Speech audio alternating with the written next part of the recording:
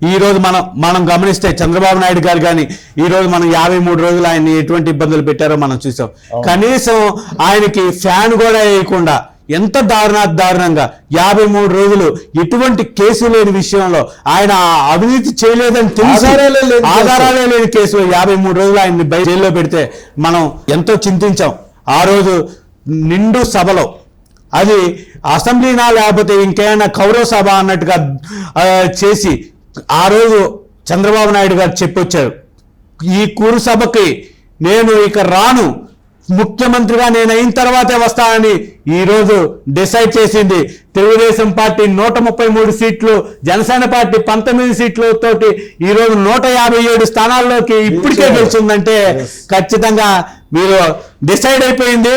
Telugu Desam party Chandrababu Naidu గారు ముఖ్యమంత్రిగా, నారా చంద్రబాబు నాయుడు గారు అని ముఖ్యమంత్రి అని నేను అంటూ జూన్ 9వ తేదీన మ్యాక్సిమం ఆ రోజే ప్రమాణ స్వీకారం ఉండబోతుంది. ఖచ్చితంగా తెలుగుదేశం పార్టీ గెలవబోతుంది. ఈ రోజు మనం గమనిస్తే చంద్రబాబు నాయుడు గారు కానీ ఈ రోజు మనం 53 రోజులు ఆయన్ని ఎటువంటి ఇబ్బందులు పెట్టారో మనం చూసాం. కనీసం ఆయనకి ఫ్యాన్ కూడా వేయకుండా ఎంత దారుణంగా 53 రోజులు ఎటువంటి కేసు లేని విషయంలో ఆయన అవినీతి చేయలేదని తెలిసి ఆధారాలే లేని కేసులో 53 రోజులు ఆయన్ని జైల్లో పెడితే మనం ఎంతో చింతించాం.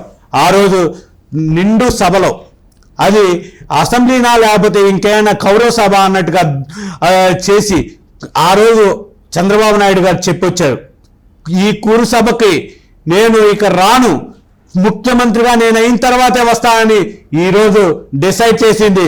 తెలుగుదేశం పార్టీ 133 సీట్లు, జనసేన పార్టీ 19 సీట్లతోటి ఈరోజు 157 స్థానాల్లోకి ఇప్పటికే గెలిచిందంటే ఖచ్చితంగా మీరు డిసైడ్ అయిపోయింది.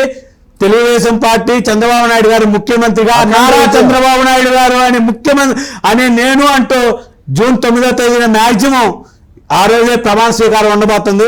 ఖచ్చితంగా తెలుగుదేశం పార్టీ గెలవబోతుంది.